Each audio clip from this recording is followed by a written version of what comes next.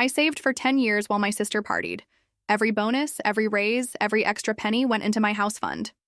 $103,578.42, my ticket to freedom. Then one morning, it vanished. My sister spent my entire house fund on a luxury SUV without asking.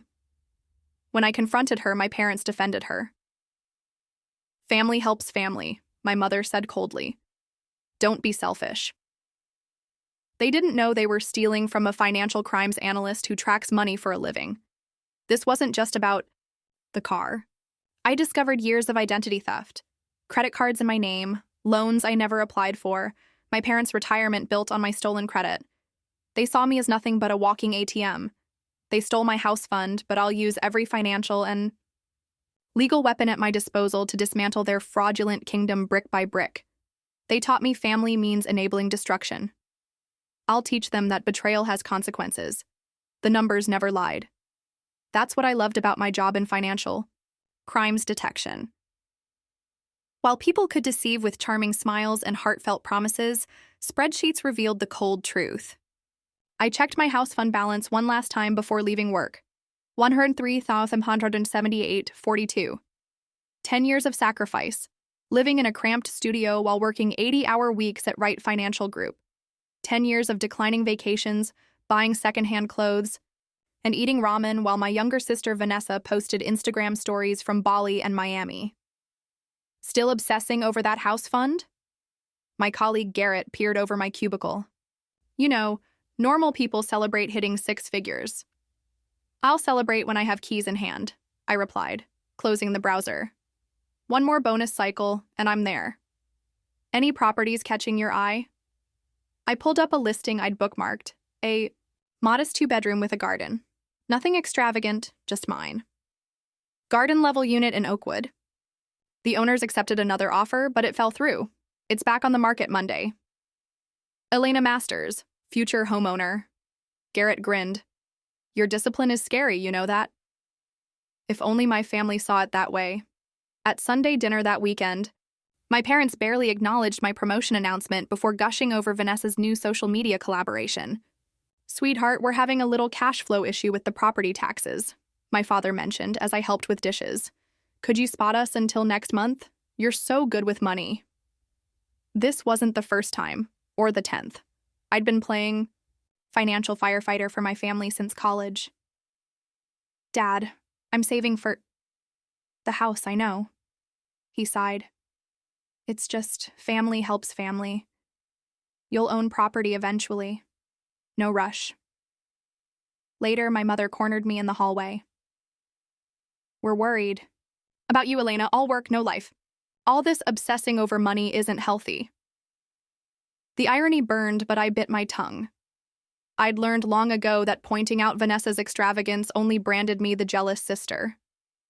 As I left, I noticed my mother and Vanessa whispering, falling, silent when I approached. Nothing unusual there. I'd always been the outsider in our family of 3. Tuesday morning, my presentation to the executive team was interrupted by a fraud alert on my phone. Probably nothing. I got these due to my travel patterns for work. I silenced it and continued outlining our quarterly findings. During the coffee break, I checked my accounts. My house fund was gone. All $103,578.42, transferred yesterday to Auto Luxury Imports. I excused myself, hands shaking as I called the bank. They confirmed. The transfer had gone through with proper authentication. No signs of hacking. I drove to my parents' house, breaking speed limits. In the driveway sat a gleaming white Range Rover with a temporary tag. Vanessa's Instagram already featured her posing against it. New beginnings. Blessed. The confrontation still plays in my head like a movie I can't turn off. You stole from me? I screamed, waving my phone with the transfer details. Vanessa rolled her eyes. Don't be dramatic. I'm borrowing it. $100,000? Without asking? My father stepped between us. Elena, calm down. Vanessa needed reliable transportation. That money was just sitting there. Just sitting there? It was my house fund. My mother took my arm, her voice soothing as if talking to a child. Sweetheart, Vanessa has her career taking off. She needs to make the right impression. You can save up again. I've been saving for 10 years. Family helps family, my mother said firmly. Don't be selfish. I looked at them, really looked at them, and something broke inside me. This wasn't love, this wasn't family, this was exploitation, pure and simple. I left without another word, driving aimlessly until I found myself at the garden-level condo. Through the window, I saw a young couple signing papers with a realtor. My future, sold to someone else because my family saw me as nothing more than a convenient ATM. That night, I did something I'd never done before. I reviewed every transaction in my accounts for the past 5 years. What I found made me physically ill. Dozens of small, unexplained withdrawals, regular transfers to accounts I didn't recognize, credit card statements for cards I'd never opened. This wasn't impulsive. This was systematic, premeditated, years in the making. My family hadn't just stolen my house fund. They'd been stealing my future in small increments for years, banking on my silence and compliance. That night, weeping on my bathroom floor, I made a vow.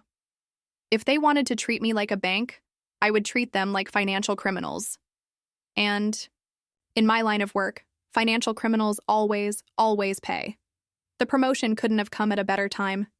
Senior risk analyst at Wright Financial Group meant access to tools and databases I'd previously only dreamed of.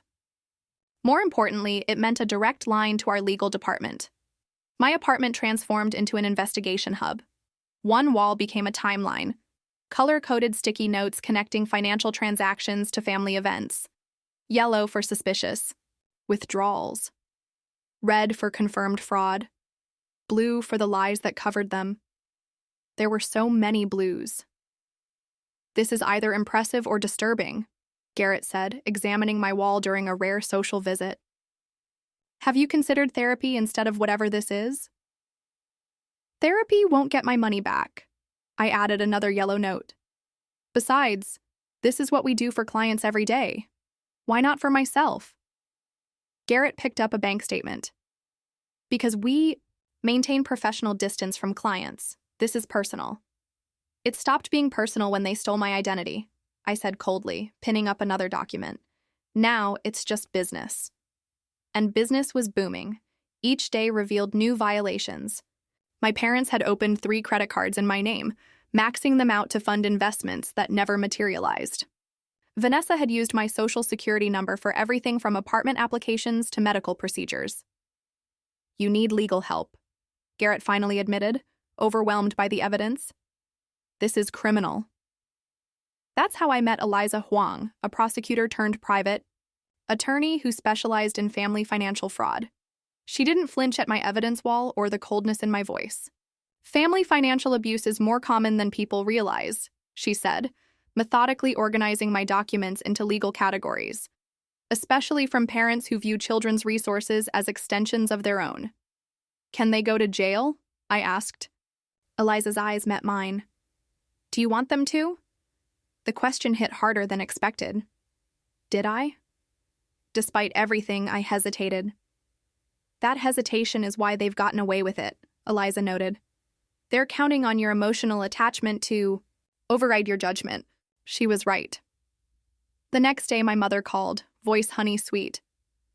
Elena, darling, we've barely heard from you. Are you still upset about that little misunderstanding? Little misunderstanding. $100,000. My future. We're family, she continued when I didn't respond. Families work through things. I'm busy with work, I said neutrally. The promotion came with more responsibilities. That's wonderful, sweetheart. Actually, that's partly why I'm calling. Your father and I are restructuring our retirement accounts and we could use your expertise. Maybe dinner this Sunday? I agreed, curiosity overriding caution. Sunday dinner revealed their game plan. Vanessa tearfully offered a payment plan of $200 monthly over 20 years, without interest.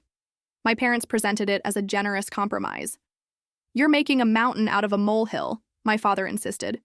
Vanessa acknowledges she should have asked first, but the money's spent. And this tears at the fabric of our family.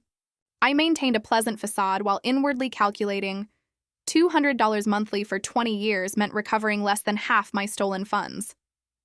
I'll think about it, I said, watching relief flood their faces. They thought they'd won. Back home, I added new notes to my wall. At work, I began documenting every instance of identity theft, building a case file that would be irrefutable.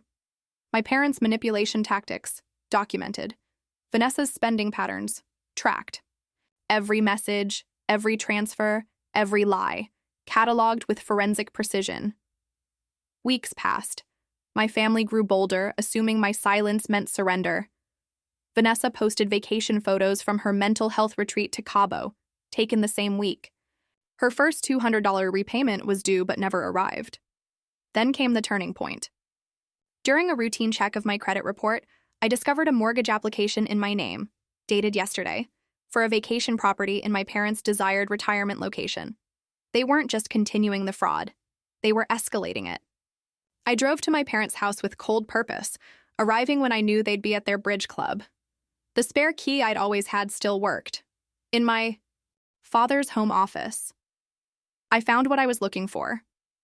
A folder labeled Elena Accounts, containing statements, passwords, and a meticulous ledger of how they'd been systematically draining my finances for years. The final page was a handwritten calculation of my projected earnings, savings rate, and estimated house fund growth over the next 3 years. They weren't just stealing my past and present. They were budgeting my future. I photographed every document, replaced the folder exactly as I'd found it, and left. Outside, I nearly collided with Vanessa, arriving in my stolen Range Rover. "What are you doing here?" she asked, suspicion clouding her features. "Dropping off Mom's birthday present." I lied smoothly. "I have to work this weekend." "Always the dedicated daughter," she smirked, "except when it comes to helping family." I smiled, feeling a strange calm. Family helps family. Isn't that what we always say? That night, I called Eliza. "I'm ready," I said. "Let's proceed with everything." "What changed?" she asked. "Nothing," I replied, staring at the new evidence. "I just finally accepted what's been true all along. Financial crimes are like cancer," my first mentor at Wright had taught me. By the time you see the symptoms, the disease has already spread throughout the system. How true that was for my own family. What began as my sister stealing my house fund had revealed a metastasizing network of fraud, with tendrils reaching into every aspect of my financial identity. "We need to be strategic," Eliza advised during our planning session. "Your family's been playing the long game. We need to play it better." Our strategy unfolded in precise, deliberate phases. Phase 1, protection. I secured new accounts at different banks, implemented credit freezes, changed every password, and documented each step. No more bleeding from old wounds. Phase 2, documentation.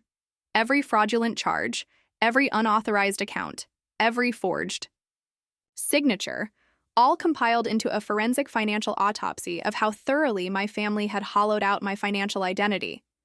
Phase 3, leverage. This was where my professional expertise truly shined. I traced money flows with the precision of a surgeon, identifying exactly how my stolen funds had been laundered through various accounts, ultimately funding my parents' retirement portfolio and Vanessa's luxury lifestyle. "Most victims can prove theft occurred," Eliza observed, reviewing my work. "Few can follow the money this conclusively." "Most victims aren't financial crime analysts," I replied. Phase 4 would be legal action, but we weren't there yet. First came the critical test. How would my family respond when they realized their access had been cut off? I didn't wait long to find out. My phone exploded with messages 3 days after I froze my credit. Mother. "Elena, there seems to be an issue with one of the cards. Call me ASAP. Father. Your mother is upset. What have you done, Vanessa? WTF? My rent payment bounced. Fix this now. I didn't respond. Let them panic. Let them wonder. At work, I received unexpected support. I'd confided in my director about the situation, clinically outlining the fraud without emotional details. Instead of skepticism, she offered compassion and resources. Financial crimes don't stop at the office door, Elena. We have protocols for employees facing identity theft. She connected me with our internal security team, who added additional layers of protection to my work accounts and financial profiles. As my defenses strengthened, my family's tactics shifted from anger to manipulation. "Your father's blood pressure is through the roof because of this stress," my mother wept over voicemail. "Is that what you want? To put him in the hospital?" Vanessa tried a different approach, showing up at my apartment unannounced. "Look, I know you're pissed," she said when I reluctantly let her in, "but this has gone far enough. You're hurting Mom and Dad." "Where's my money, Vanessa?" She gestured vaguely around my apartment. "I told you, I'm paying it back. But the car's already purchased. It's not like I can return it." "And the credit cards? The loan applications? The decade of systematic theft?" Her expression hardened. "You've always been so dramatic, so I borrowed your good credit for a while." "So what? That's what family does." "Is that what you told the mortgage broker yesterday? That you were just borrowing my identity to buy a beach house?" The flash of panic in her eyes confirmed everything. She didn't know I'd discovered the latest fraud attempt. "Get out," I said quietly. "Any further communication can go through my attorney." "Attorney?" She laughed, but nervously. "You wouldn't sue your own family." I opened the door. "You stopped being family the moment you decided I was nothing but a resource to exploit." After she left, I made 2 calls. First to Eliza. "They're getting desperate. Time for phase 4. Then to a trusted colleague in the fraud department. "Remember that suspicious mortgage application I flagged? I need every detail on who submitted it and how." The evidence we gathered was damning beyond even my expectations. The mortgage broker provided a recording of my consultation, Vanessa impersonating me so convincingly it sent chills down my spine. How many times had she done this before? We filed the first legal actions quietly. Formal fraud reports, cease and desist letters, documentation with credit bureaus. No dramatic confrontations, just the steady, relentless machinery of financial justice beginning to turn. My family's first inkling of real trouble came when their credit cards were suddenly declined for fraud alerts. The second came when Vanessa was asked to provide additional verification for her mortgage application. The third and most significant arrived in the form of certified letters detailing the legal consequences of identity theft and fraud. Their response was predictable. First denial, then rage, finally desperate attempts at reconciliation. "Whatever you think happened, we can work this out as a family," my father pleaded by phone. "No need for lawyers." "There's every need," I replied calmly. "I've tried handling this privately. You escalated by attempting to open new fraudulent accounts in my name. Yesterday. This stops now, with or without your cooperation." For the first time in my life, I heard fear in my father's voice. Not concern for me, but fear for himself. "You don't understand what you're doing." "I understand perfectly," I corrected him. "I track financial crimes for a living, Dad. Did you forget that part when you were calculating how much you could steal from me next?" The line went silent for a moment. "How did you know about the calculations?" I hung up, satisfaction coursing. Through me. They were finally beginning to understand. They hadn't been exploiting a clueless daughter.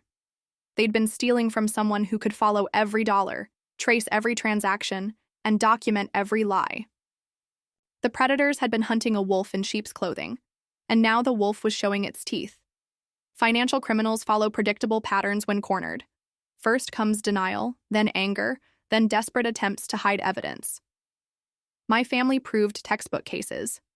3 days after receiving legal notices, my parents emptied their primary checking account. 5 days after, they transferred their retirement portfolio to a new financial institution. A week later, Vanessa listed her Range Rover for sale. These panicked moves were exactly what we anticipated and prepared for. Financial flight indicates consciousness of guilt, I explained to Eliza as we tracked their frantic attempts to shield assets. They're admitting wrongdoing with every transfer. And digging themselves deeper, she agreed, filing motions to freeze the relocated funds. Classic self-incrimination. The legal machinery moved with inexorable precision. First came the temporary restraining orders preventing further financial maneuvers. Then asset freezes preserving funds while ownership was determined. Finally, formal hearings where the evidence would be presented. My family hired an attorney who specialized in defending white-collar crimes, an expensive choice that spoke volumes about their understanding of their situation. No longer was this a family misunderstanding. They now faced potential felony charges. Their legal strategy became apparent during our first mediation session. Paint me as a vindictive daughter, overreacting to common family financial arrangements. Ms. Masters willingly provided access to her accounts, their attorney argued smoothly. These were informal familial loans, not theft or fraud. Eliza simply slid across the documents I'd discovered in my father's office, the meticulously organized Elena accounts folder with years of calculated theft. Predatory fraud schemes targeting a family member don't become legal because the perpetrators are related to the victim, she stated calmly. The systematic nature of this exploitation, documented in the defendant's own handwriting, demonstrates clear criminal intent. I watched my parents' faces as their attorney reviewed the evidence. My mother's practiced composure cracked first, tears welling in perfectly mascara-lined eyes. My father aged before me, shoulders slumping as he realized the depth of documentation we possessed. Vanessa wasn't present, strategically indisposed according to their attorney. The mediation ended with a settlement offer from their side, return of 40% of my stolen funds in exchange for dropping all legal actions. No admission of wrongdoing, no criminal charges. Not even close to acceptable, Eliza informed them, closing her briefcase. We'll proceed with the hearing. Outside, my father attempted one last emotional appeal. Elena, this is madness. We're your parents. Do you really want to see us potentially go to jail? I met his gaze directly. You should have considered that possibility before you spent a decade stealing from me. It wasn't stealing, he hissed, losing composure. We gave you life. We raised you. Everything you have is because of us. Including my sterling credit rating that you exploited, I asked calmly. My financial discipline that funded your retirement. My trust that you systematically abused. My mother touched my arm. Darling, please. Think of how this will look to the family. To our friends. There it was, their true concern. Not the harm they'd caused, but how exposure would affect their social standing. You should have thought of that before you stole over $100,000 from me, I replied, removing her hand. Actions have consequences. Isn't that what you always taught me? The hearing was scheduled for the following month. In the interim, my evidence wall expanded with new documentation as financial forensic specialists uncovered additional accounts, loans, and fraudulent applications dating back nearly 15 years, almost to the day I'd opened my first checking account. They hadn't just stolen my house fund. They'd been siphoning my financial identity since I was 18 years old. While legal proceedings advanced, another front opened unexpectedly. Family social dynamics. My grandmother called, concerned about the sudden misunderstanding she'd heard about. Your mother says you're making wild accusations, she began, tentatively. That doesn't sound like you, Elena. Instead of defending myself emotionally, I responded as I would to any financial fraud victim, with clear, verifiable facts. Grandma, I've documented over $100,000 taken from my accounts without permission, plus identity theft involving multiple credit cards and loans. I have evidence in their handwriting. Would you like me to send you copies? Silence. Then, that cannot be right. I wish it weren't, I replied honestly, but financial crimes leave paper trails. The evidence is undeniable. Similar conversations repeated with aunts, uncles, and family friends, all initially approaching with skepticism, then falling silent as the magnitude of evidence became clear. My cousin Julia, always close to Vanessa, confronted me at a family birthday gathering I'd attended only to maintain relationships with extended family. How can you do this to your own sister? She demanded. She made a mistake borrowing some money. Why go nuclear? I'd anticipated this moment and came prepared. From my purse, I withdrew a document and handed it to her. This is a medical bill. For elective cosmetic surgery, charged to a credit card in my name, opened with my social security number, but with Vanessa's phone and email as contact information. The signature is forged. The procedure date coincides with Vanessa's wellness retreat last year. This isn't about borrowing some money. This is about systematic identity theft. Julia examined the document, recognition dawning. This was her nose job. She told everyone it was just really good contouring makeup. She financed it by stealing my identity, I stated simply, along with vacations, designer clothes, and that Range Rover you've admired, all purchased with stolen funds. Word spread quickly after that. Family members began examining their own financial records, discovering several had also been victims of smaller-scale borrowing. The family alliance that had initially rallied around my parents and sister splintered as the truth emerged. 3. Days before our scheduled hearing, Vanessa called, sobbing. "They're going to arrest me," she wept. The DA's office called. "Criminal charges, Elena. Is that what you wanted?" "I wanted my house fund," I replied evenly. "I wanted my financial identity back. I wanted the theft to stop. You chose this outcome, Vanessa, not me. I'll lose everything. My job, my apartment, everything." "You mean you'll lose everything you purchased with stolen money? That's generally how fraud prosecutions work." Her tone shifted abruptly from desperation to venom. "You've always been jealous of me. Always the boring, responsible one while I actually lived. This is your revenge for being pathetic." I ended the call, adding the recording to our evidence file. Their true colors always emerged under pressure. This wasn't about family or misunderstandings. This was about entitlement and exploitation. Criminals angry at being caught, not relatives remorseful for harm caused. The day before the hearing, their attorney contacted Eliza with a revised settlement. Full restitution plus interest, voluntary credit monitoring, and signed admissions of financial misconduct. In exchange, we would support reduced charges. "This is significantly improved," Eliza noted. "But ultimately, your decision." I reviewed the offer carefully. "Accept the financial terms, but I won't advocate for reduced charges. Their criminal case should proceed based on the evidence, not my personal feelings." "Very well," she agreed. "I'll convey your position." That night, I stood before my evidence wall one last time, taking in the comprehensive map of betrayal it represented. Tomorrow would bring financial resolution, but the emotional reckoning had already occurred. They were no longer my family in any meaningful sense, just perpetrators of a crime that happened to share my DNA. I was no longer their victim. I was the architect of justice they never expected to face. The hearing lasted 4 hours, but felt like a lifetime compressed into minutes. My parents sat stiffly at the defendant's table, my mother's hand clutching my father's arm with white knuckle intensity. Vanessa slumped beside them, designer sunglasses failing to hide her red-rimmed eyes. I testified with the detached precision of a financial analyst presenting findings. Dates, amounts, patterns of behavior, all delivered without emotion, as if discussing strangers who had perpetrated textbook fraud schemes. In a sense, they were strangers. The family I thought I had existed only in the stories I'd told myself, to explain away their exploitation.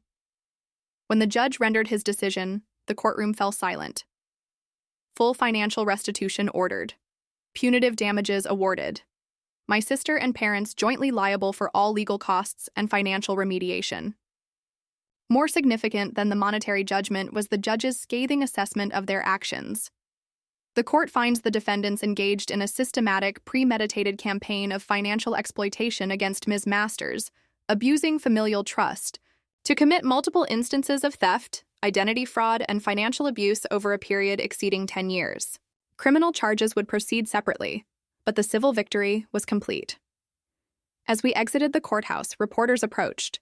News of the unusually large family financial fraud case had attracted local media attention. "Ms. Masters, how do you feel about the verdict?" a young reporter asked, microphone extended.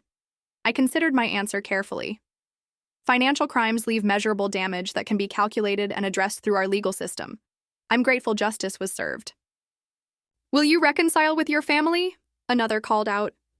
"They stopped being my family when they chose to treat me as a resource to exploit rather than a person to respect," I replied simply. Today closes that chapter permanently. My mother attempted to approach as I walked to my car, but security intervened. The protective order remained in effect. The last I saw of them, my father was guiding her away while Vanessa sobbed dramatically for the cameras. The performance continued in absentia, social media posts portraying them as victims of a heartless daughter. Tearful appeals to extended family. When these gained little traction against the weight of evidence, they shifted strategies, leaving the state abruptly, relocating to a smaller house in a less prestigious neighborhood. I tracked their movements without emotion, ensuring court orders were followed and restitution payments processed. It wasn't vindictiveness, it was completion. The same thoroughness I brought to any financial investigation. My own life entered a reconstruction phase. The returned funds plus damages exceeded my original house fund goal. The property I'd lost had long since sold, but new opportunities emerged. 6 months after the hearing, I stood in the sunlit garden of a Victorian cottage in a quiet neighborhood. The real estate agent pointed out period details while I calculated renovation costs against my budget. "It needs work," she admitted, "but it has exceptional bones. Previous owners maintained the structural elements beautifully." Unlike the garden-level condo I'd originally sought, this house stood proud on its own foundation, solid and independent. It needed no one's support to remain standing. "I'll take it," I decided. Renovation became therapeutic. Each weekend, spent replacing outdated wiring, restoring original woodwork, and designing a home that reflected my values: solid, transparent, built to last. Professional growth paralleled personal rebuilding. My handling of my own financial fraud case caught the attention of senior leadership. When our firm established a new division focusing on family financial exploitation, an underreported but growing category of fraud, I was the natural choice to lead it. "Your personal experience gives you insight," my director explained during the promotion discussion. "But it's your analytical rigor and documentation methodology that make you exceptional. You've developed protocols we're implementing company-wide." The irony wasn't lost on me. My family's betrayal had accelerated my professional trajectory, specializing in protecting others from similar exploitation. 1 year after the hearing, I hosted a housewarming dinner in my fully renovated home. Garrett and his husband, Eliza and her partner, colleagues who'd become friends. During my ordeal, the table surrounded by people who had earned my trust through actions, not blood relation. "A toast," Garrett proposed, raising his glass. "To Elena, who taught me that true strength isn't about never breaking, but about how you rebuild afterward." Conversations flowed through dinner, punctuated by laughter that echoed through rooms once empty. No one mentioned my family. They knew better. But their absence created no void. The spaces in my life were filled with earned connections rather than obligatory ones. After guests departed, I sat alone in my garden, watching fireflies illuminate the evening. My phone chimed with a notification from my bank. The final restitution payment had processed. The financial ledger was officially balanced. Inside my office, I opened my laptop to verify the transaction. As I did, an email arrived from a cousin I'd remained in contact with. "Thought you should know. Vanessa's posted about moving abroad. Your parents are selling their house." Attached was a social media screenshot. Vanessa posing beside a packed suitcase, caption lamenting her forced exile, and promising a fresh start in a country with more understanding laws regarding family finances. I closed the email without responding. Their narrative no longer concerned me. The financial crimes had been documented, the judgment rendered, the restitution paid. Whatever story they told themselves or others couldn't change those facts. On my office wall hung a single framed document where my evidence timeline once sprawled. The deed to my home, my signature bold and clear. Beside it, a small shadow box containing a garden trowel and seed packets. Some might see my actions as revenge. Perhaps in part they were. But revenge seeks primarily to harm the other. My focus had been on reclaiming what was mine and ensuring the exploitation stopped permanently. I'd learned a fundamental truth through this ordeal. Justice and revenge might travel similar paths, but their destinations differ fundamentally. Revenge remains forever chained to the original wrong, defining itself by what it opposes. Justice creates something new from the ashes of what was destroyed. My family had tried to steal my future. Instead, they'd inadvertently forced me to build one entirely on my terms, stronger, clearer, and unburdened by those who saw me as nothing more than a resource to deplete. The house stood as testimony to this transformation. Unlike my family's financial house of cards, built on fraud and deception, mine rested on a foundation of earned strength and transparent value. Some debts once paid free both parties. Others once reckoned sever connections permanently. The ledger was balanced. The account was closed. I was free. 3 years passed. My Victorian cottage transformed into a proper home, garden flourishing, with perennials I'd planted that first spring. My career ascended steadily. Senior risk analyst became director of financial forensics at Wright, overseeing a team specialized in complex fraud investigations and identity theft recovery. Life settled into comfortable rhythms, unmarked by family drama or financial sabotage. Occasionally, I'd receive updates through family connections who maintained contact. My parents' downsized life in Arizona, Vanessa's failed attempts to establish herself in Costa Rica before returning stateside with diminished prospects. These updates produced nothing in me. Not satisfaction, not anger, merely acknowledgement, like noting weather changes in distant cities. Until the invitation arrived. Annual Masters Family Reunion, read the embossed card sent by my father's sister. Theme, healing and new beginnings. A handwritten note explained, your parents and sister will attend, but separate family accommodations have been arranged. The extended family misses you. Please consider coming. I surprised myself by accepting. 3 years of distance had transformed raw wounds into manageable scars. Professional curiosity played a role too. What narrative had they constructed to explain our estrangement to the extended family? The reunion venue, a lakeside resort several hours' drive from my home, sparkled with lanterns when I arrived. Friday evening. I'd deliberately timed my entrance to coincide with dinner, minimizing awkward pre-meal mingling. Conversation halted momentarily as I entered the banquet room. My carefully selected outfit, a tailored navy dress that communicated quiet confidence, felt suddenly insufficient armor for the weight of stairs. Then Aunt Caroline hurried forward, arms extended. "Elena, you came." Her embrace felt genuinely warm. Others followed, cousins, uncles, distant relations connected more by shared history than blood. Across the room, my parents sat rigidly at their assigned table, my mother's gaze fixed determinedly on her plate. Vanessa was nowhere to be seen. Dinner progressed with cautious civility. Family photos circulated, life updates shared. My promotion received. Appropriate congratulations. My renovated home, showcased via phone photos, earned admiring comments. No one mentioned the lawsuit, the theft, the systematic fraud, the elephant dominating the room while everyone tiptoed carefully around it. After dessert, Uncle Robert announced tomorrow's schedule of activities, concluding with, and tomorrow evening's banquet will feature our memorial slideshow celebrating family members we've lost, plus Vanessa's special presentation on her charitable foundation work. I felt my expression remain neutral while my mind processed this information. Charitable foundation? Vanessa had no background in nonprofit work.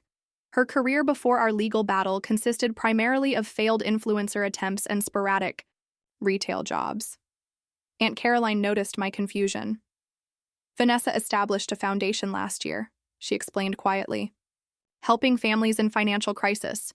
She's really turned her life around. Interesting. Later that evening, I searched online from my hotel room.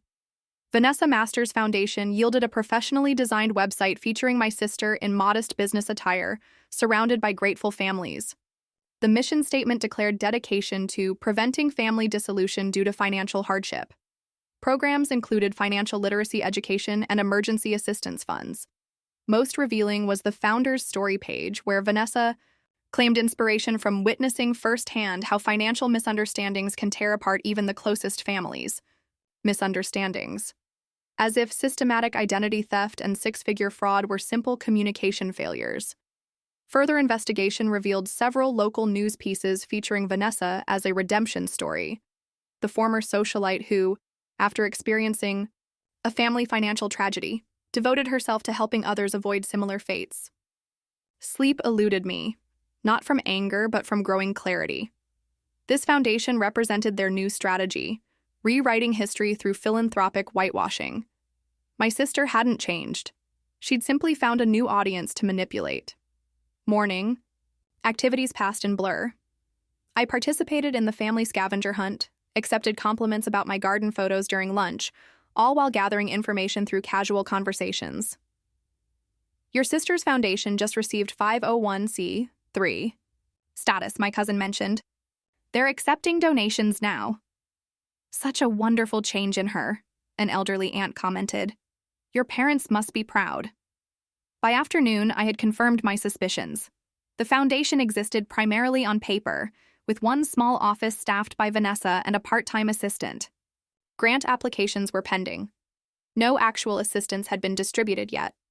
My parents had contributed the startup funds, a modest amount remaining from their downsized lifestyle. The evening banquet arrived.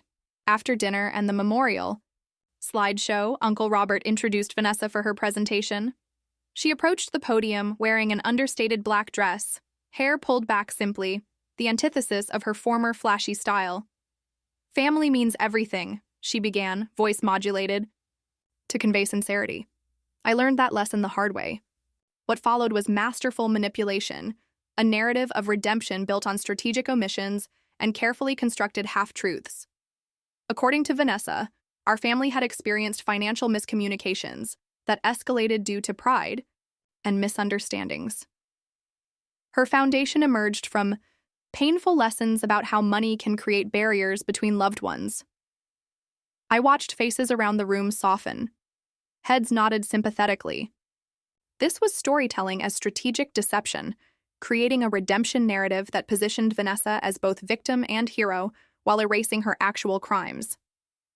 When she concluded with a tearful plea for family unity and announced the foundation would begin accepting donations tonight, applause filled the room. Family members reached for checkbooks. Several approached to hug her. I remained seated, waiting. This moment would define everything that followed. Uncle Robert spoke again. Before we continue, Elena has asked to say a few words. Conversation quieted as I approached the podium. Vanessa's eyes widened slightly, the first genuine expression I'd seen from her all weekend. I'd like to thank everyone for welcoming me back so warmly, I began calmly. It means more than you know. I paused, letting my gaze move across familiar faces. I've spent the last 3 years rebuilding, not just my finances, but my understanding of family. In my professional work as director of financial forensics, I've seen hundreds of cases where trust was weaponized to facilitate theft. That expertise began with personal experience. The room stilled completely. What my sister describes as miscommunications was actually documented, systematic fraud exceeding $270,000, perpetrated over more than a decade.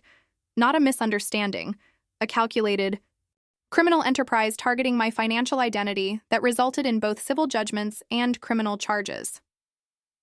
I removed a flash drive from my pocket, inserting it into the laptop connected to the presentation screen. For those considering donations to my sister's foundation, professional due diligence requires me to share relevant information.